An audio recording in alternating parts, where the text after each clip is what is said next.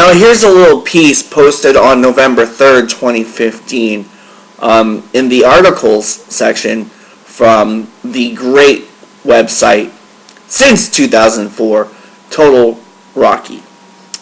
It says, exclusive spoiler, screenplay for Drago, an interview on the spin-off.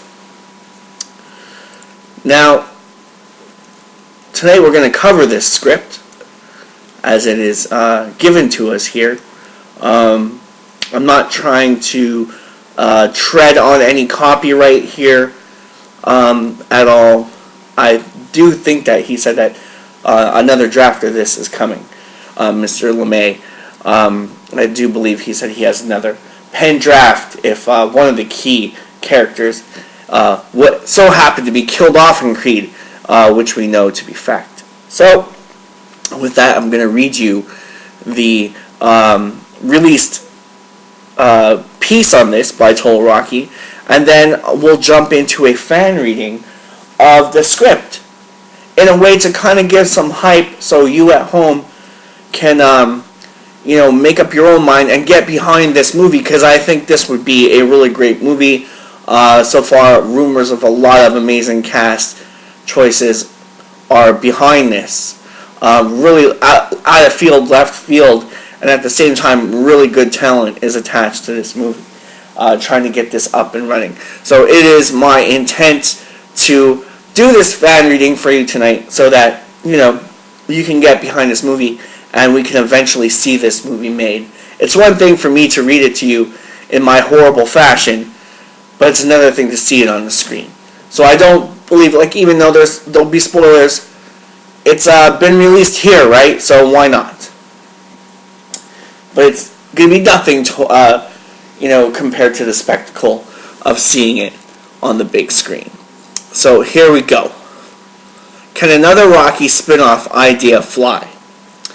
Screenwriter Andrew LeMay agreed to do an interview about the latest on his Rocky spin-off project, Drago, which hopes to follow on the heels of Ryan Coogler's spin-off Creed, set to premiere in November 2015.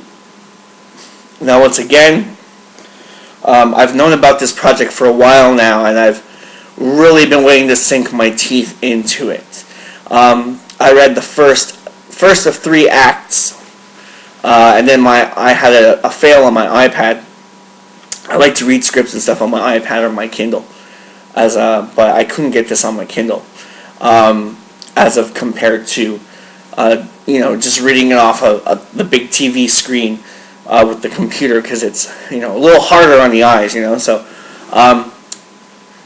my iPad broke. I sent it in. I got it back. It was still broken. I had to send it back.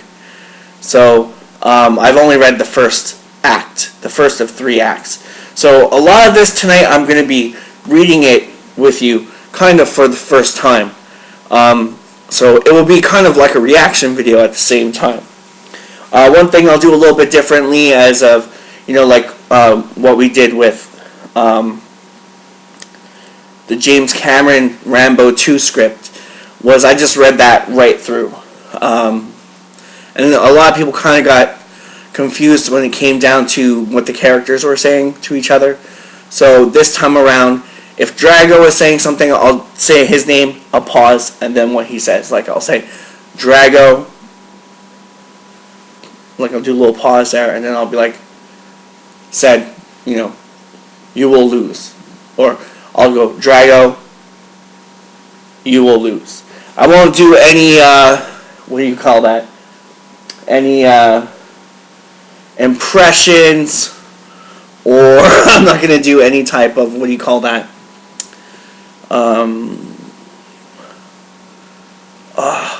Man, I'm drawing a blank. Whenever I do these live ones, I draw a blank. I won't do any, how do you say, people's, what the fuck? I won't be doing any impersonations or accents. I won't be doing any accents. That's the word I was trying to find. Okay, so let me start this over again. Here we go. Can another Rocky spin-off idea fly? Screenwriter Andrew LeMay agreed to an interview about the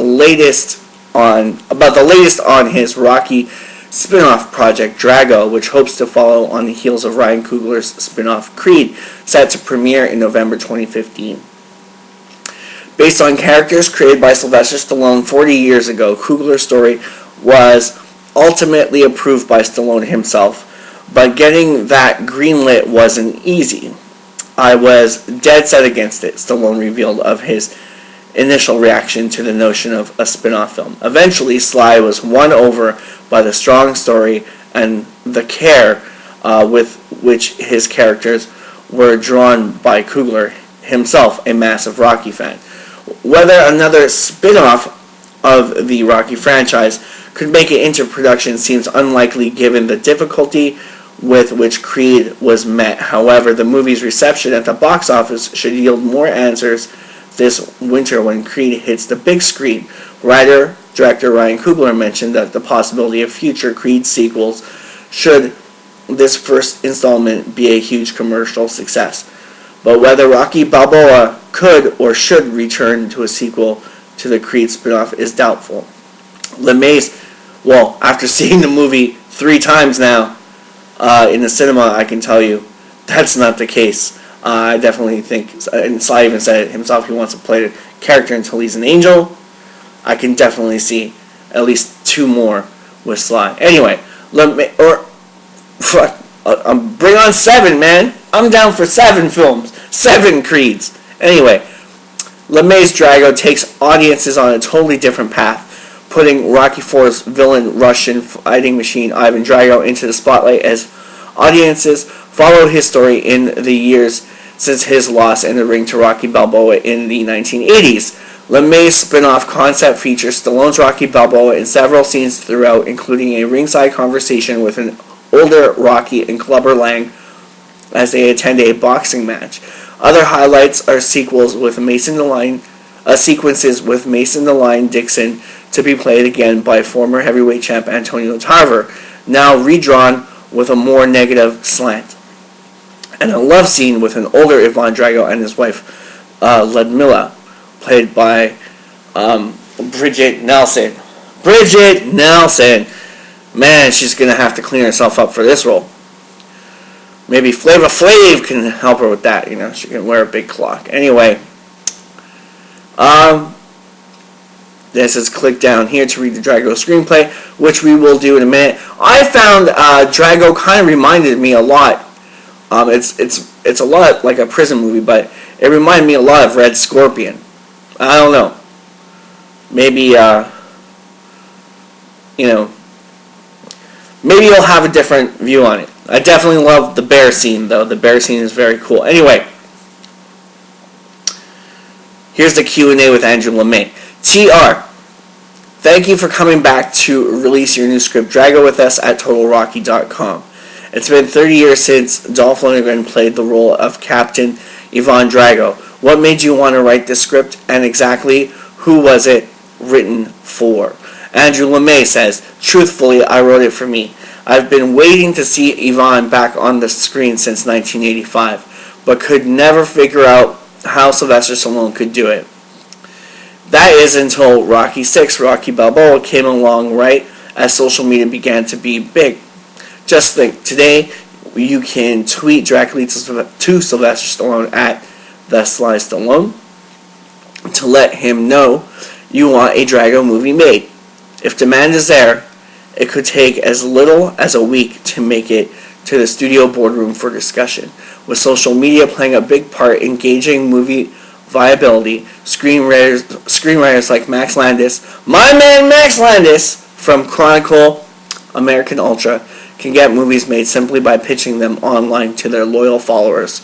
It's a great time to be a writer. You should get Max Landis on this, Mr. LeMay, because, man, imagine him pitching your idea around. It would be amazing. Max is one of the most talented minds of our generation, in my opinion. And I'm doing my part here, trying to get this out there so people will make this movie for you. I'm trying to do my part. I'm not trying to tread on the copyright, like I said before. I'm just doing this out of love because I loved what I read so far, and you know, it's A1. It's just A1 stuff here. Anyway, he goes on to say, but like anything, you've got to get it in the door, which can be as simple as an intern passing it up the food chain. Focus too much on camera angles or pointless dialogue, and it's Jimmy meets the trash can by 5 pages. Stallone, being the one who pulls the trigger, is really in tune with his fans and the Rocky formula. So after learning the mistakes of Rocky V, Stallone said there had to be a boxing match at the end. So I started there and worked backward, considering Ivan Drago is about as talkative as a monk at a full tilt poker tournament. I thought it more appropriate to replace drama with scheming and gratuitous action sequence. Total Rocky asks, Sylvester Stallone talks a lot about writing characters. What was your biggest challenge when it came down to finding your character's voice?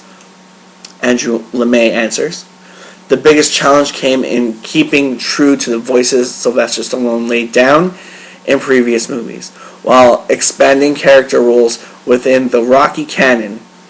You've got 2 ex-Rocky antagonists. One who is an archetypal villain that has to become the hero. The other who is a thoughtful individual who must be transformed into an arrogant, pompous fighter. Top it off by turning the Rocky universe protagonist into an idea. Driving force for your new anti-hero to hate enough that he would spend the last 30 years training to fight him. And you've got a story. Don't get me started on the unknown Creed factor. If anything happens to Paulie, I'll be doing rewrites until next Thanksgiving. Aha! So that's what leads me to believe that there will be another script coming. Another version of this script coming. So, at the same time, that doesn't make me feel too bad about, spoiling it for you. But like I said, it's already been spoiled. By now, hopefully everyone's ready. It's online. So here we go. Total Rocky asks, what was your biggest challenge in reimagining Ivan Drago's life after Rocky? LeMay responds, definitely explaining where Ivan Drago has been for the past 30 years. You can't just gloss his superhero backstory over with, hi everyone, I've been working at Subway for the past 3 decades and feel my submarine sandwich techniques will help me box again. Hopefully he knocked the fuck out of Jared. It would be believable. I threw in the Jared comment. That wasn't Andrew. Just like if Mason got out of boxing and tried to get back in, thus I gave him a Rocky 3 makeover, similar to when Mickey Goldenall propped up Rocky with overranked fighters. As for Captain Ivan Drago, keeping him anywhere near professional boxing after the fall of Russia would take too long to explain and raise more questions than answers. So how do you keep a Russian fit for fighting? Leave him in Russia and keep him under the threat of death inside prison.